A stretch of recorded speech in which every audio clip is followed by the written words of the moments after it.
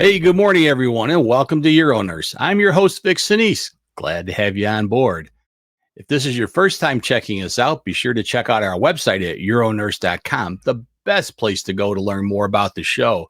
We've got all of our past episodes. This is episode 172, so there's a lot of past episodes to check out. Also, you can listen in your car if you're on your way to work, got a long commute, maybe even a short commute. You want something to listen to?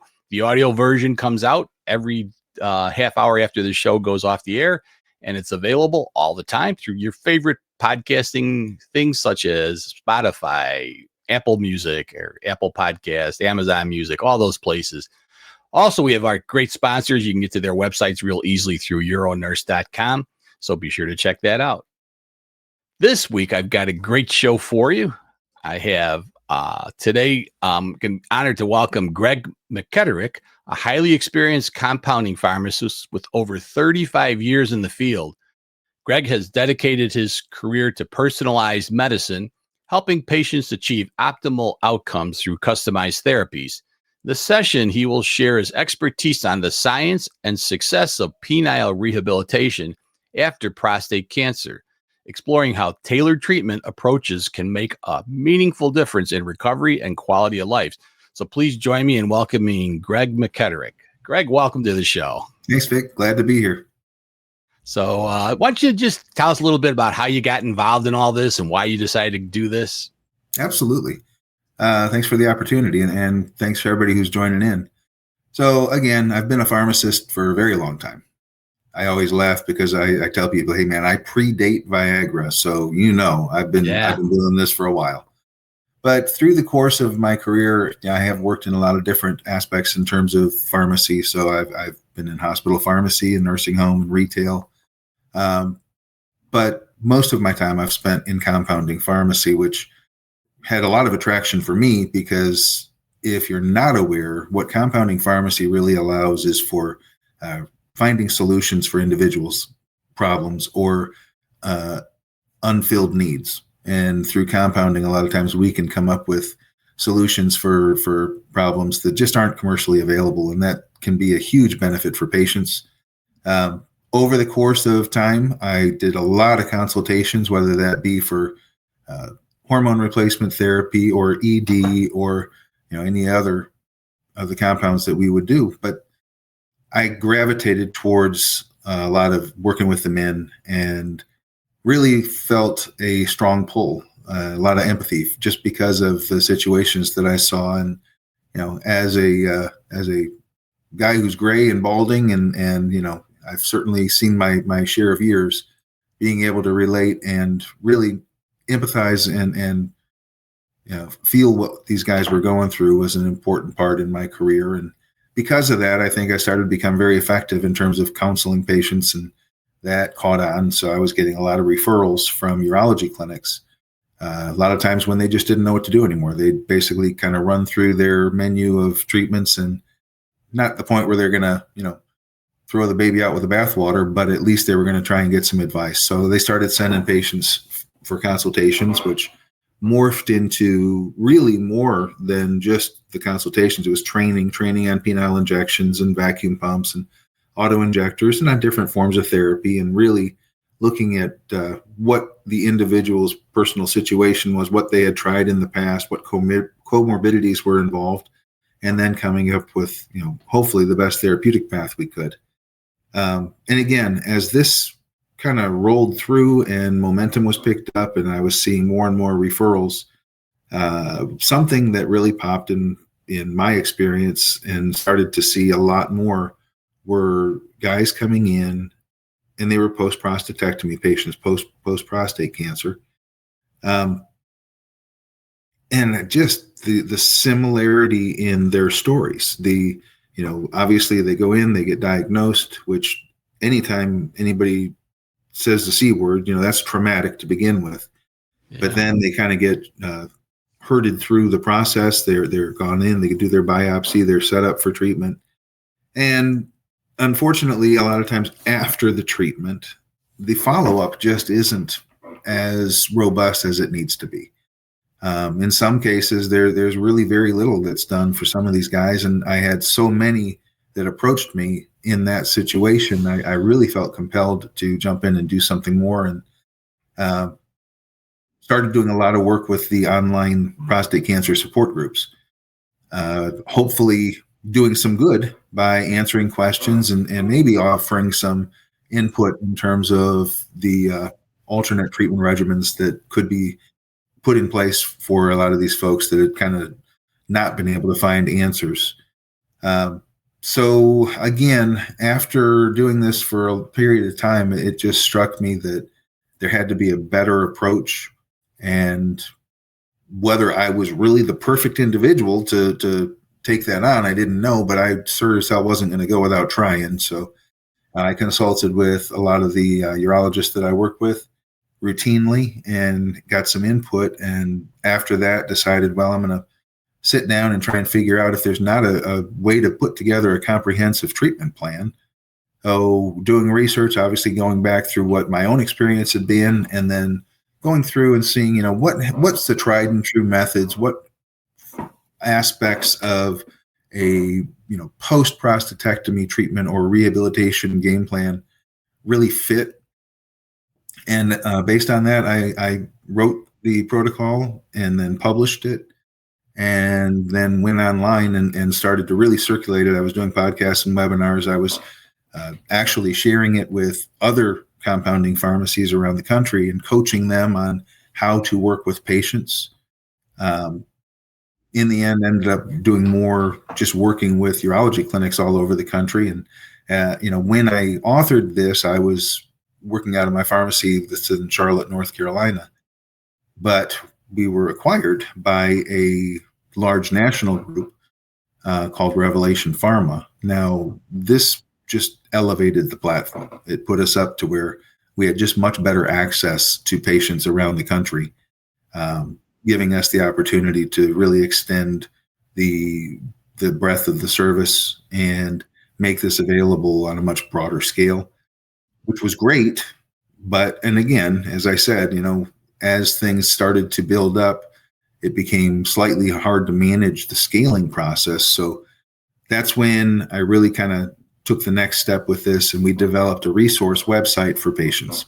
Now, before I get into that, what I'd like to do is talk a little bit about what I deem as appropriate in terms of the post-prostatectomy rehabilitation protocol.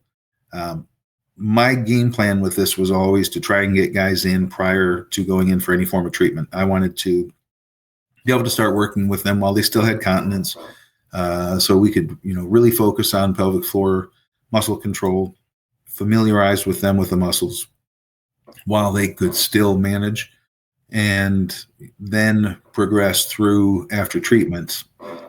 I will tell you, in all honesty, I probably get 95% of my guys after, and sometimes well after they've gone through treatment.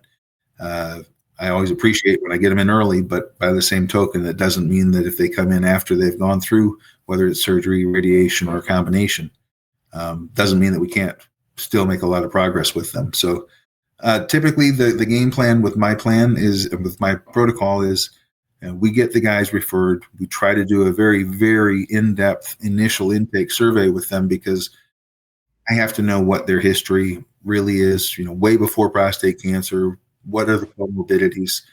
Were they having issues as far as sexual dysfunction prior?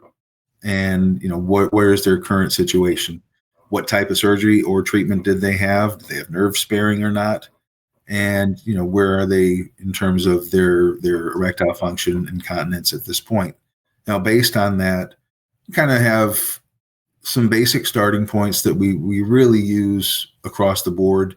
So we try to get everybody on a daily tadalafil, a 5 milligram tadalafil, and a really good dietary nitric oxide supplement, which Vic and I were talking about this before the recording, just so for clarity. There's different types of nitric oxide. Nitric oxide is extremely important for overall metabolic function, but circulatory function, certainly. And it plays a huge component in ED therapy, how it marries up with the PDE5 inhibitors. And, it's actually the activating molecule for the cyclic GMP. So the good thing is it's easy to get. The bad thing is there's a lot of different versions, and they're not all appropriate. majority of the products on the market are amino acid based, L-arginine, citrulline, that sort of thing, which if the guys are under 40, those are phenomenal. They're great. That's in every pre-workout powder and all the rest of that stuff that folks take. And it's probably in the nitric oxide up at GNC or at Walgreens or CVS. Unfortunately, L-arginine has to go through a conversion process called nitric oxide synthase. This is the pathway. And that pathway becomes unreliable after the age of 40. So using that amino acid-based product with a patient who's over 40 probably is not the most efficient. That's why we use the dietary. So there's a number of different versions. There's beet and spinach, potassium nitrates. Arugula is my favorite. And I say that simply because arugula is oxalate-free as opposed to spinach or beets. So if you've got a patient who has any predisposition to kidney stones, you certainly don't want to aggravate the situation. Enough said about that, but we do put patients on the nitric oxide supplement with the tadalafil right out of the gate. We want to maximize blood flow and circulatory function. A lot of the guys come in and they think, oh, well, this is going to cure ED. I'm like, well, that's not really the purpose of that at that point in the process. It's just to get good blood flow going. So once their catheter comes out after prostatectomy, we initiate that right off the bat. Once they have healed up a little bit, we get them on a routine of Kegel exercises, which obviously we have training videos. We've got information on that, and we really kind of impress upon them the importance. Now, for a lot of guys, we will use our database of pelvic floor physical therapists. We have a network nationwide, and we actually have a locator on the website that I'm going to show you here in just a minute that helps the guys find a pelvic floor physical therapist in their zip code. So we will couple those in terms of the incontinence exercises. And then about a month after the catheter, we initiate physical therapy using a vacuum erection device, a vacuum pump. And I typically ask my guys to use that pump a couple of times a day. And the routine I recommend is to pump up, get a full erection, hold it for 4 minutes, relax that, let it deflate for a minute, and then repeat. So in total, it's about 10 minutes. I ask 10 minutes in the morning, 10 minutes in the evening using that pump. If they can do it a third time in a day, great. If not, so be it. So after, I just wanted to ask you on the you mentioned that with the vacuum device that the physical therapy is doing that. So physical therapists are the ones teaching vacuum device. Actually, no, we use that because I would love it, and I try very hard to partner with physical therapists so that they would be able to use that. We have the instruction videos, we have the guidelines and the training on the website for that. And the brand of pump, I use the Encore pumps. I have for probably a dozen years.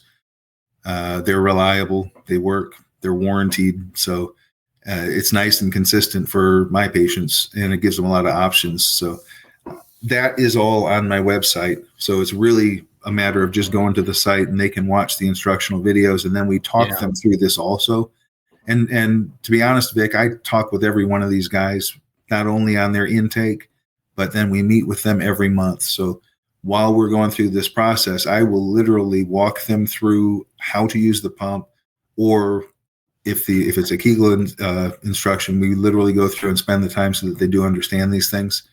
And then, like I said, on a month-to-month basis, we meet, we go over all of their progress, what successes they're having, where are they as far as the incontinence, and are we seeing any return of natural erectile function? And then based on that, we send soap notes back to their doctor, their care team. So they're always in the loop. They always know exactly what's going on.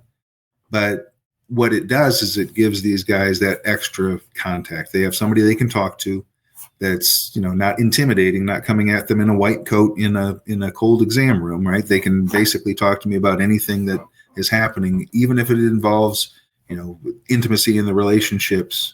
Really, we try to be there. And I'm not a psychologist, but I will tell you that there is a lot of these conversations that probably border on, that kind of counseling, just because people just need support afterwards. They've got questions and they're just not always getting the answers. Exactly. And, as we mentioned, in addition to the website and the protocol, I also do a lot of speaking with the zero cancer groups.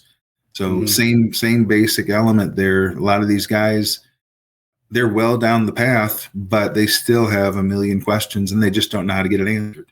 So being a Now resource. with the Kegel exercises, you said you start those right away. Do you do that pre-op? Because I was always a big plus for, I thought pre-op was the time to teach this. And exactly, that's what I said. I try to get these guys referred in prior to they go to any kind of a treatment. Yeah. That component is a little out of my control. So, I say probably about 5% of the guys that get referred in, I get before they go for any treatment of the cancer. Majority of them I get after. And, sometimes it's 6 months after, sometimes it's a year. I've had 10, 12 years post-prostatectomy guys getting sent over. So, it's just, you got to meet them where they are in their path. Yeah. Ideally, you're 100% right. Ideally, while they have continence, that's when we want to get them in. That's when we want to start working, because we want to establish muscle memory, and they can really focus on that when they have the continence, as opposed to afterwards when they're trying to achieve continence again. Yeah. Yeah, you're 100% right. What I'd like to do is just kind of show this site, because the number one thing about it, there you go. This is in all respects just a resource for patients. It is something where we can get guys in here and they can get answers. And, like I said, I did part of this simply out of the necessity for time and scaling and being able to work with the number of patients that we see. The other side of this comes from the necessity to get good information. I can't express how disheartening it has been on certain instances when I have someone who gets referred to me and they are actively trying to, find answers on their own, and they're going down through Google. And I've actually had a couple of guys get so despondent from the information that they found online that they did bodily harm to themselves. I had one guy got drunk and ran his car into a tree, and his wife showed up the next day and apologized for him missing his appointment, but told me that she was bringing him directly from the hospital because she kind of explained the whole scenario. So the point to this is that there's good information on this site. There's training, there's instructional videos, there's stories, there's information from immediate patients. Boston Scientific has their ED Cure and their Hard series on this site. All of that information is contained. Zero Cancer has their information on here, as do other of the partners that I work with.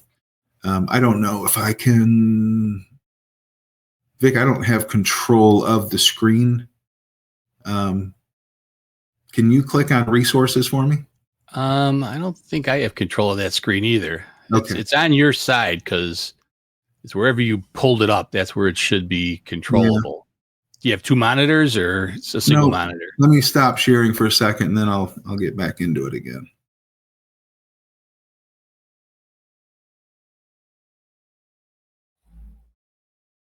When you're sharing your screen, you should be able to control it. I've got it now.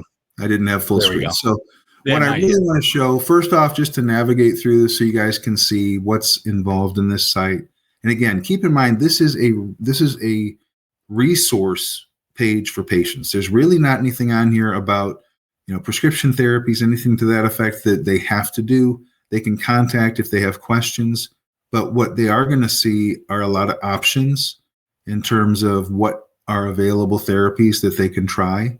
In addition to that, there are instructional videos. So, we talk about supplements, we talk about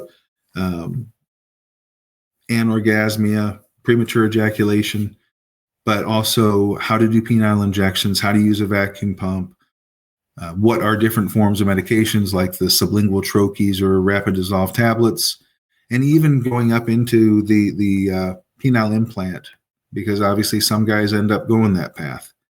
But in here, we have a very extensive video library that covers a lot of these pieces of information. And then, as I mentioned, we have testimonials, and we also have information from a lot of our partners. Like I said, Boston Scientific, Zero Cancer, Gainswave, the Bush Center, if anybody's interested in the Tulsa Pro procedures. So again, just good information where guys can find it all in one spot. And then, as I said, as far as the training part, so in here we have in our resources access into the video library, which in and of itself gives you a lot of choices in terms of how to do different types of injections, how to do penile injections. There is a full overview of the full protocol.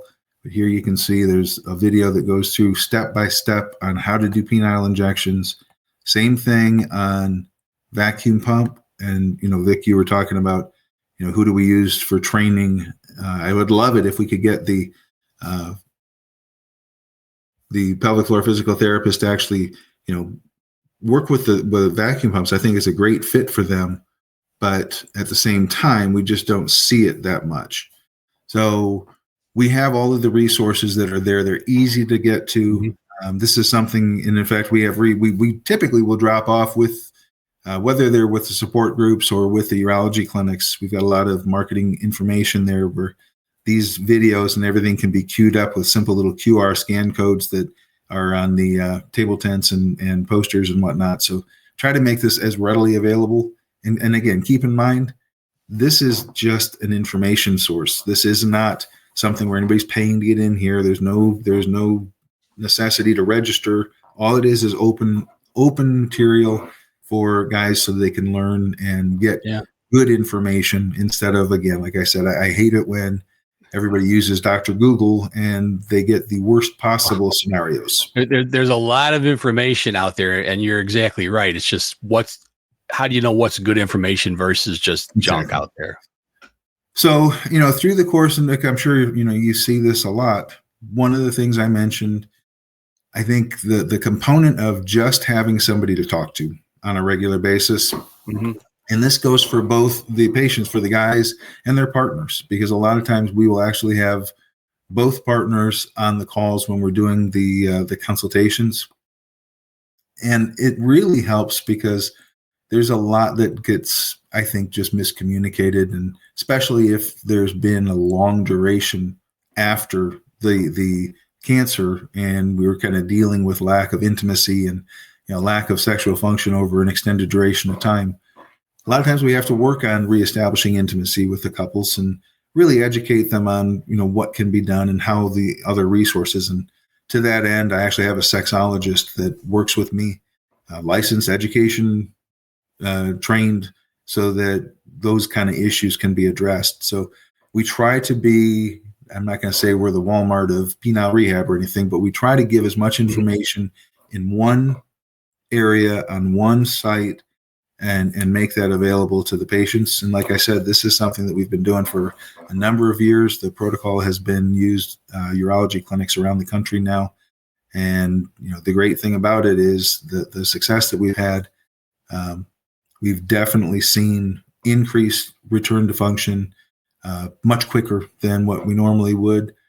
We see from the urology side of things, again, this is the impact on the clinic. Obviously, our benefit is for the guys, but the impact on the clinic is substantial too, because this is freeing up staff in the clinic so that instead of working with this, which is obviously very important, but it takes time and it takes resources. So if the clinic doesn't have to answer these phone calls and they're able to work on, maybe more immediate issues with patients than counseling on rehab, that allows them to have, better reach. We see better patient retention. We see faster recovery. In some instances, this actually feeds more surgical referrals back into those clinics simply because obviously there's some guys that incontinence, we aren't able to resolve it through pelvic floor physical therapy or the Kegels, so they may become a surgical candidate for a artificial sphincter or a sling. And then, as I mentioned, in some cases, guys either kind of run through the gamut of available therapies for the ED, or they can't use some of them, and they end up going down the path of the penile implant. The nice thing is what we try to do is incorporate as many really effective treatments along that pathway as possible. So as I mentioned, we start everybody on the tadalafil and nitric oxide. And that's just, again, really to generate blood flow. And then we're using the vacuum pump. But then when we meet on a monthly basis, based on their progress, this is where we start to make some recommendations in terms of what therapies might be advantageous for that patient. So in older times, and maybe patients get converted straight from PDE5 tablets into a penile injection, which is fine, but we have some more aggressive oral and sublingual therapies, combinations of PDE5s, combinations that actually impart more from the central nervous system stimulation, things like apomorphine, to really stimulate the initiation of the erectile cascade, plus stimulate and generate a little libido, oxytocin, again, sexual function, desire. Couple that again with the PDE5s. And if we can get a response without having to do injections, then we're heroes, and that's a wonderful thing. If we can't, then we can migrate up into the penile injections, which again, commercially very limited in terms of what's available. Your Edex or your Caverject, which very effective, convenient, but as Vic and I were talking earlier, they're expensive, and if you can't get it authorized, they can be basically economically just unattainable. So through compound, let me just ask you to clarify a couple of things. So the monthly consultations that patients have with you, is this done virtually, or are they coming in to see you in an office? Now I'm working with patients all over the country. Again, when I was localized out of one facility, it was primarily in office. Even at that time, we had folks just due to geographical limitations that would do virtual or telephone visits.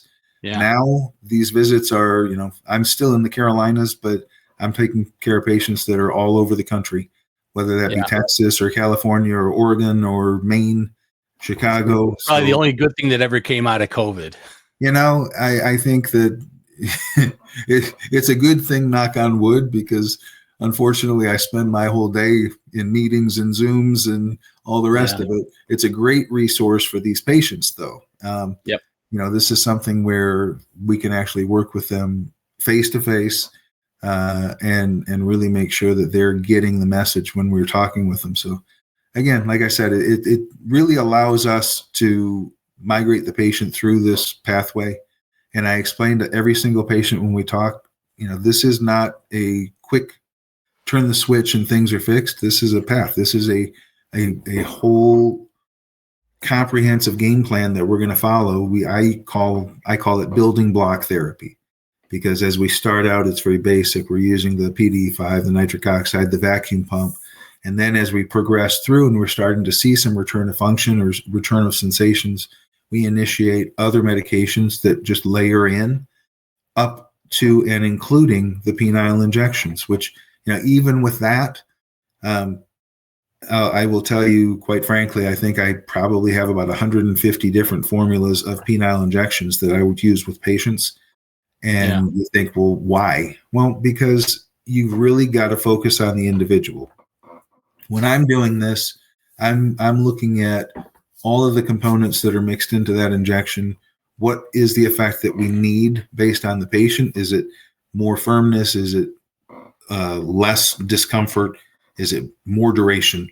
So some of the chemicals are more irritating, others are less irritating. Now, my other question for you is, so the patients have made a consultation, we've talked to them, and you decided on a role of therapy. Where are they getting their tadalafil? Where are they getting their nitric oxide?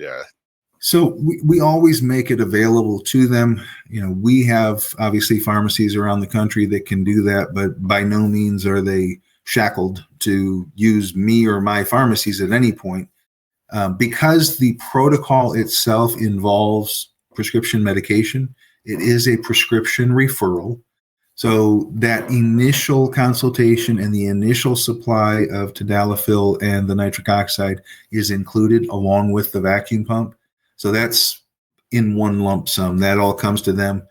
And when they pay for that, in addition, that covers all of the consultations that we're going to go through for the follow-up months. So if they choose to use a different pharmacy after that, that's up to them. If they want to use us, we can certainly facilitate that for them. And, we try to make sure that pricing wise, we're very competitive. Gotcha. Yeah. And like I said, everything comes with it. So it's kind of a one-stop shop. But because, like I said, it is a prescription process for a lot of guys, as we make the recommendations, especially if it is something that's going to be not commercially available, then they'll generally follow along. And when we typically have a pharmacy that's within geographic reach, that they can be serviced by one of our pharmacies to actually receive the compounded products, be very difficult for them to, try and find on their own if somebody's going to do a combination sildenafil, tadalafil, apomorphine, sublingual troche. They're not going to find that at their CVS or Walgreens or their grocery store pharmacy. So for a lot of them, it's just simpler to kind of stick with this process, and we use a pharmacy that is able to service them. Okay, so that makes a lot of sense. So now the prescription is their provider has to get the prescription, or you're able to do this for them? Well, the initial referral, obviously, when someone's getting sent in, most of the time they are coming to us from a urology clinic. Mm-hmm. We do have a telehealth portal within Revelation Pharma. So, and again, this stemmed out of the necessity because, unfortunately, for best efforts, there's times when we do consultations and we're submitting the recommendations back to patients' physicians. And then from that point, we kind of lose control of where the prescription went. Did the doctor approve it? Did they even receive it? Was it sent to the pharmacy that can provide that service?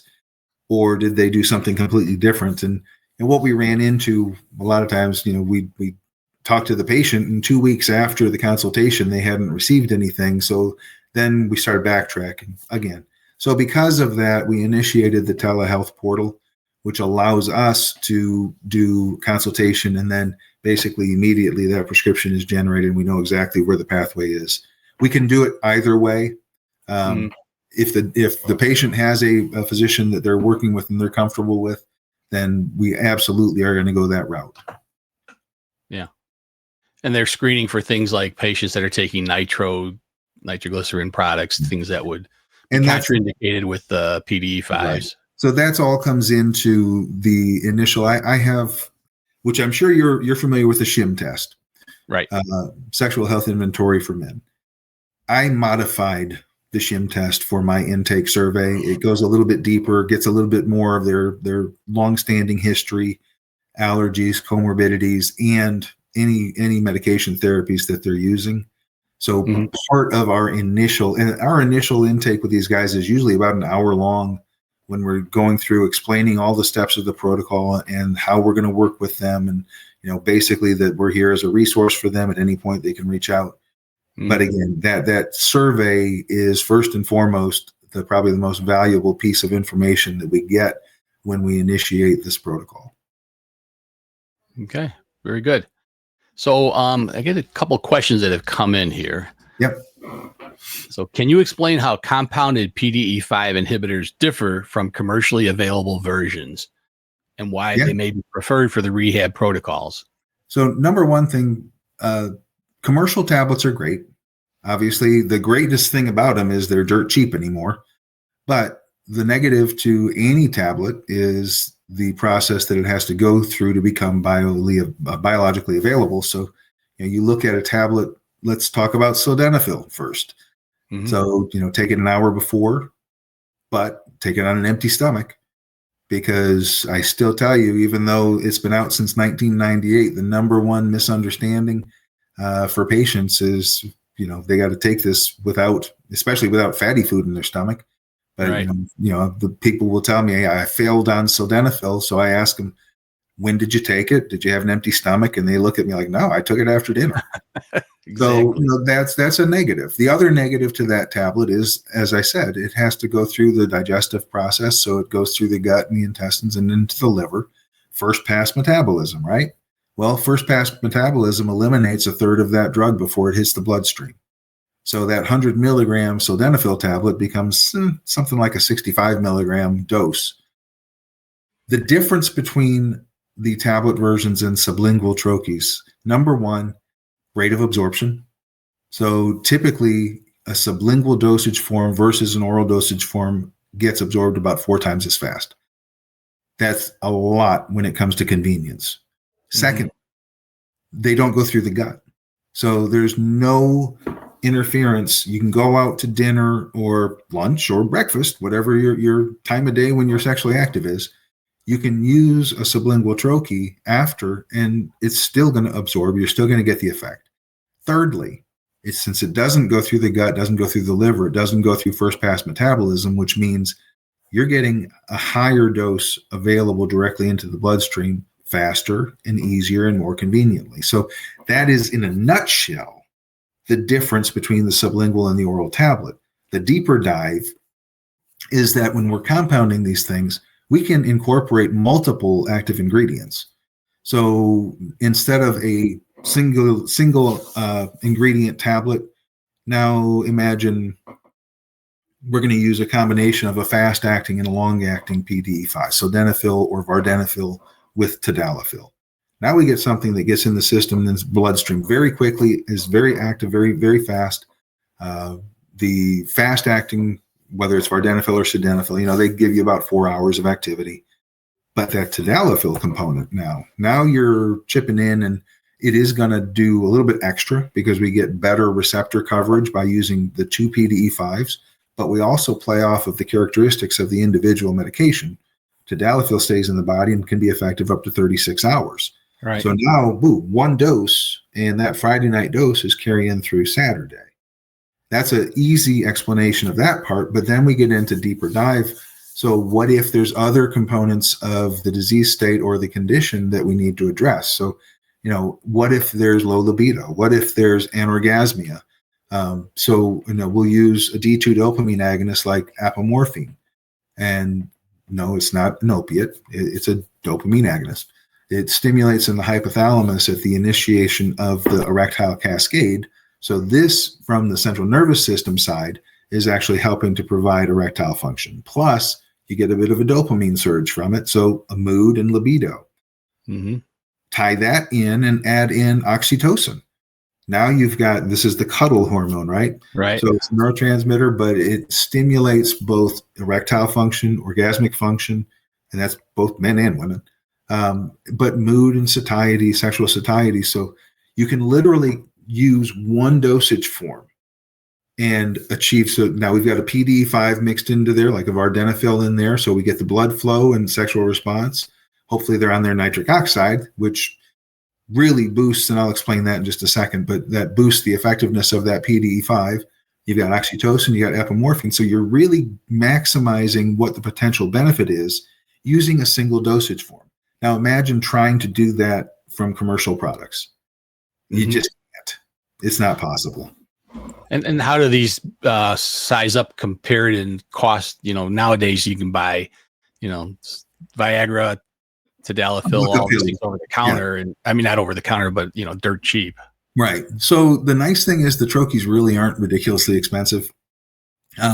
Majority of them, and if you're familiar with a troche, it's a scored kind of a gummy, so it can be divided.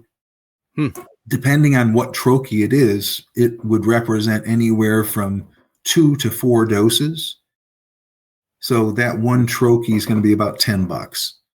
And if you get, again, if it's a tadalafil troche, I make my tadalafil troches 75 milligram, and then 1/4 of that. And again, keep in mind the difference in bioavailability. So 1/4 of that 75 milligram troche has higher bioavailability than a 20 milligram Cialis tablet. Right. Same thing with a vardenafil. So again, a lot of times these things, you might be looking at $2.50 to $5 a dose, but effectiveness, convenience, really the bandwidth of the effect that you can achieve by using this combination product is so much greater than the combination of those drugs. Yeah, and even just the dosage route, the route of administration, because amazingly, a lot of guys for their best intent, they just can't get the dosage, the timing right. A tadalafil tablet, God, I wish that they worked in 30 to 60 minutes, but in real practical world, it takes a few hours for them to really peak in the system. So I can't tell you how many guys would call up and like, hey, I took my tadalafil at 9:00 at night, but I didn't get an erection until 3 a.m. Like, well, okay, yeah, that's one that doesn't work quite as quickly. And that's kind of the benefit of the daily tadalafil. Exactly, the spontaneity, right? You can just have that spontaneity. Plus, we were talking a little bit earlier. There's been a lot of good research out there, and I talked on my show about it for heart disease prevention, for stroke prevention, and for some mental diminished mental status protection. Cognitive function, respiratory function, immune function, circulatory function, GI health. Obviously, they awarded a Nobel Prize for the work that was done with that. So again, you couple that with, like I mentioned, and I'm going to explain it just briefly here. I always tie in the nitric oxide, and as I mentioned, why don't you go into that, because that's an area I've never put together with adding nitric oxide in. So the functionality of a PDE5 inhibitor, I think we all understand. That blocks the enzyme that really attacks that cyclic GMP. Cyclic GMP is the molecule that's really what's allowing for the smooth muscle relaxation and arterial dilation so that we can get the erection. So, you take the PDE5 inhibitor, allows us the cyclic GMP to have a longer duration of effect in the body and promote erectile function. What is less well understood is that cyclic GMP requires an activating molecule, and that is nitric oxide. Nitric oxide, by the age of 40, our natural or endogenous production drops to about 50%. By 50, it's about 35%. By 60, it's about 15%. So if you are depleted in nitric oxide and then you take a PDE5 inhibitor, you literally don't have the gas in the tank to activate the cyclic GMP. So the effects, and this is primarily why, we see guys that get put on Viagra after about 5 years, the response really diminishes. Well, if you think about it, they were probably already depleted of nitric oxide when they started on it, and 5 years later, it's even worse. Not to mention that as we watch this depletion of nitric oxide, the correlated effects that come with that are more vaso-occlusive disease, arterial plaques, circulatory function, blood pressure issues, which all can be addressed and benefit by using the nitric oxide. So there's a multitude of reasons. The main thing is we've got this little 3-legged stool: PDE5 inhibitor, cyclic GMP, and nitric oxide. You take any one of those legs off and that stool does not stand up. Same thing, the erection won't stand up. So we do that a lot. And I mentioned the difference between the nitric oxides, the amino acid version, just not efficient for guys in the demographic of patients that I'm treating, mostly over 40 years of age. So we use the dietary forms, which the one that I use, that I carry, it's a arugula base, so it's oxalate free, doesn't trigger any kidney stones. So again, very effective for any age group, but specifically for the population of guys that I see majority of the time. Yeah, I was just looking, some of the other things that nitric oxide, besides the pill forms that you can take and the dietary things, is just exercising more can boost your nitric oxide. My favorite is dark chocolate and red wine. Those are other. There you go. But I think that's one of the things that gets overlooked because, as you said, we've seen this all the time. People would suddenly say, I was getting great erections with that Viagra pill, but it doesn't work anymore. Right. Yeah. Again, you typically get about 5 years. So interesting story. And again, compounding pharmacy, obviously, when I introduced nitric oxide back a dozen years ago or so, I had studied it. I had read about it. I had sat and met with urologists and professors, and we really talked about how we could incorporate this. But at the time, I was using these amino acid products and didn't see a whole lot of bang for the buck. As soon as I switched over to dietary nitric oxide, literally kind of shot myself in the foot, because now I had guys who were taking a daily tadalafil with a nitric oxide, a good nitric oxide supplement, and they didn't need the troches and they didn't need the penile injections. So yeah, we were taking care of a lot of guys, and I went from never selling commercial tablets to having 200 bottles of tadalafil on the shelf at all times because the demand was so high. So we saw a tremendous response and benefit from incorporating the nitric oxide into therapies. And then we actually carried that over when we went through COVID. We used it for a lot of our COVID patient therapies as well. But for this, it was absolutely essential. Yeah. And, we're our own worst enemies a lot of the time because we're just not active enough. We're not eating a great diet. And I think that hopefully some of this is going to change because there's more emphasis now on dietary and definitely on trying to exercise. I mean, people want to live longer and have a good life. You've got to get up and move. Well, and it is, they talk about the sad American diet. And as we talked about a little before we started recording, I always approach guys, and when I'm having this conversation, I say, hey, we can boost your nitric oxide levels through your food intake. So, let's look at this map of all of the nitrate-rich foods that you could be eating. Bok choy and arugula and spinach and beets and cucumbers and boom, boom, boom, boom. And the guys look at me and they go, I ain't going to eat that. So, okay, you're going to take 2 capsules of a supplement a day and we'll do it that way. Anymore, it's probably a heck of a lot cheaper just because of the cost of fresh vegetables and all. But again, if we all ate better, I'm always surprised when I'll do this and I use a salivary nitric oxide test strip with folks, part of the intake.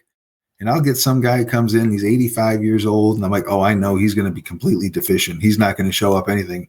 And he'll blow that test out of the water. And I sit there and look at him and say, you eat farm to table or what? He said, oh, yeah, I got a big garden in the backyard every day. This is all I'm eating. I'm like, okay, great. Yep. You're good. Thanks. You're doing exactly what you should do.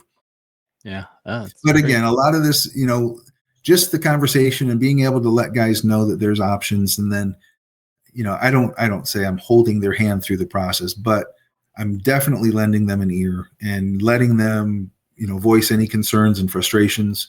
And I think that is a huge component because just letting them know that there's somebody there that's going to help, that's going to give them some options goes a hell of a long way. I'm going to grab another question here because I think this is a good one to talk about. Many urologists incorporate combination therapies, which we've been talking about, PDE5 inhibitors, intracavernosal injections, and the vacuum erection devices. Now, you've been getting a lot of experience. What do you think is the best combination to go with? Everything or space? So, one, as I mentioned, and that and this? Or well, and what I said, I call what I do building block therapy. So what are we doing? We're starting out with the PDE5 and the nitric oxide. We are 100% incorporating that vacuum pump. Why? Well, number of reasons. One, we know post-prostatectomy that within 4 to 8 months, you start to see penile atrophy. So you're getting this atrophication of the tissue, which is going to make the fibrosis effect from lack of erection. People don't realize that's why men get erections in their sleep. Right.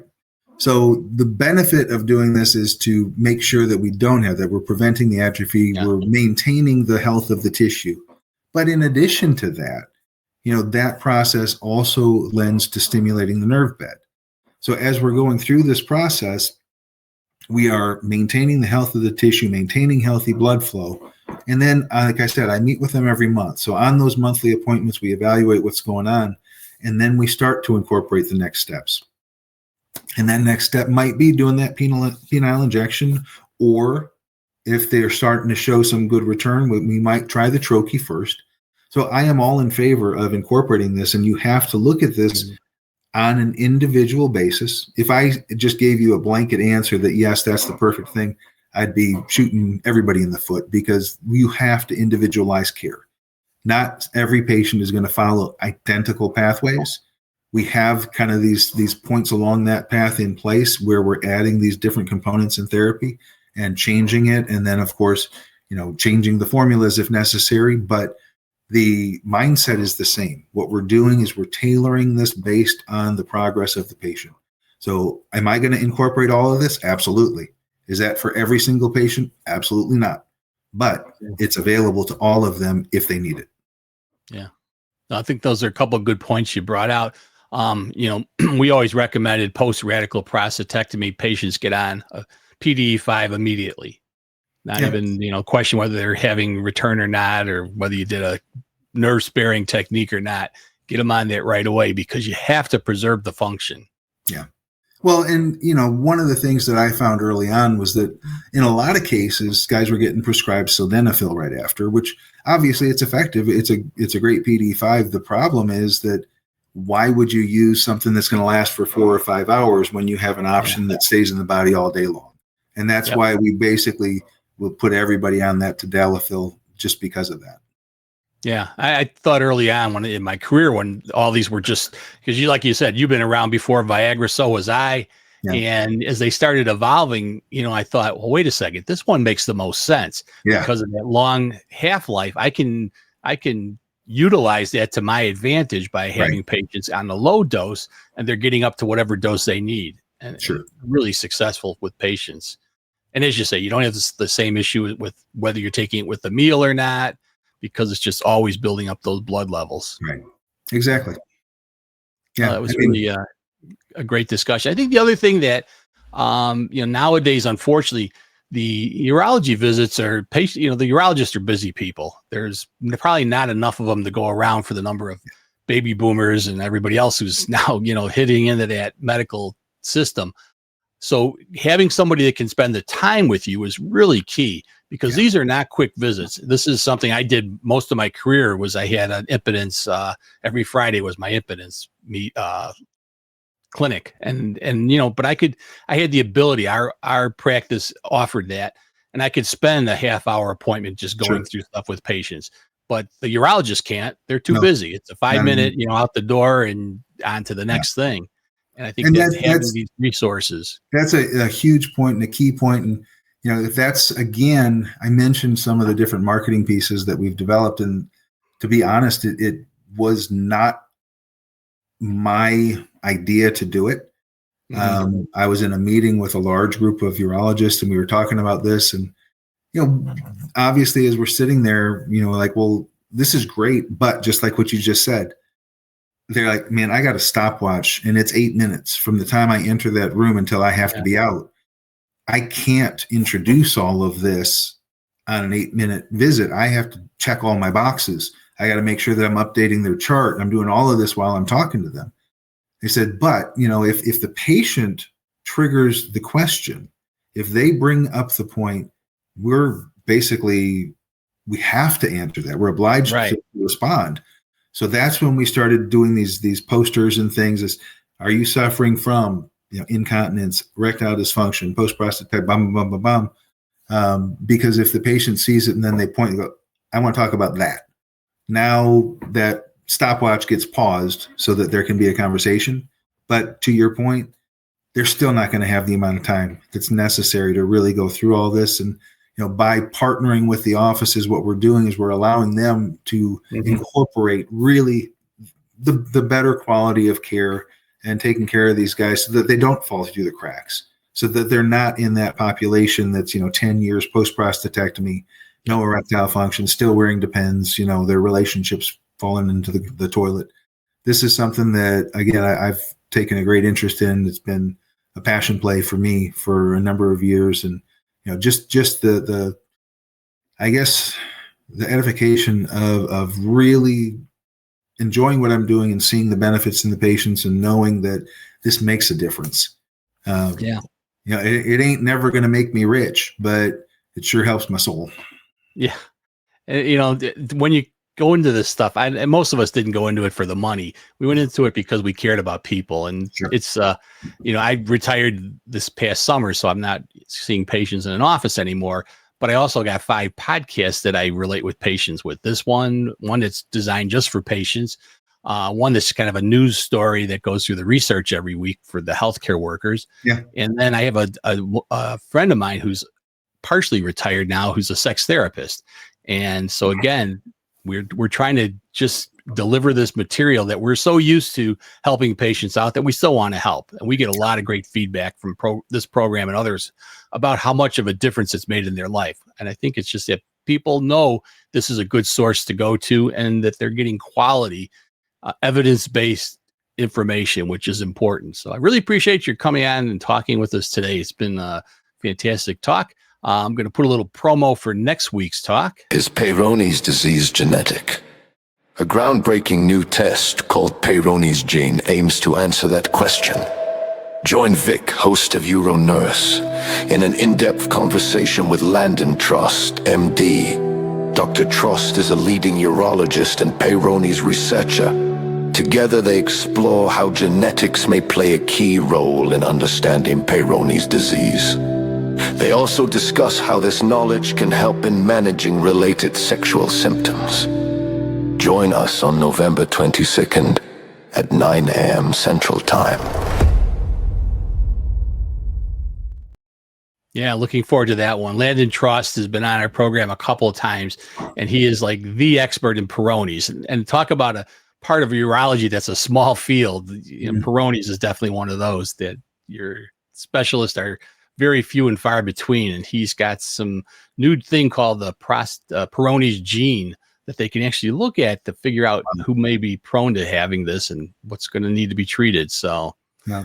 We see a lot of patients that come in with Peyronie's and, both in the acute phase and the chronic phase. So we certainly have some therapies that we use, coupling different techniques, vacuum pump, and then medications to actually dissolve and soften those plaque and the fibrotic bonds. So, it's phenomenal because it can be completely debilitating for patients. Oh, absolutely.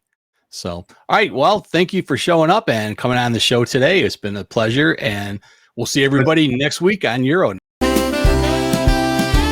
here's to the mornings, the coffee, the monitor glow,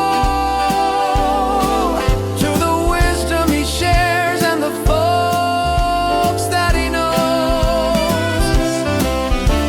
Saturday is special when Vic's on the stream with 40 years of knowledge and a head full of dreams.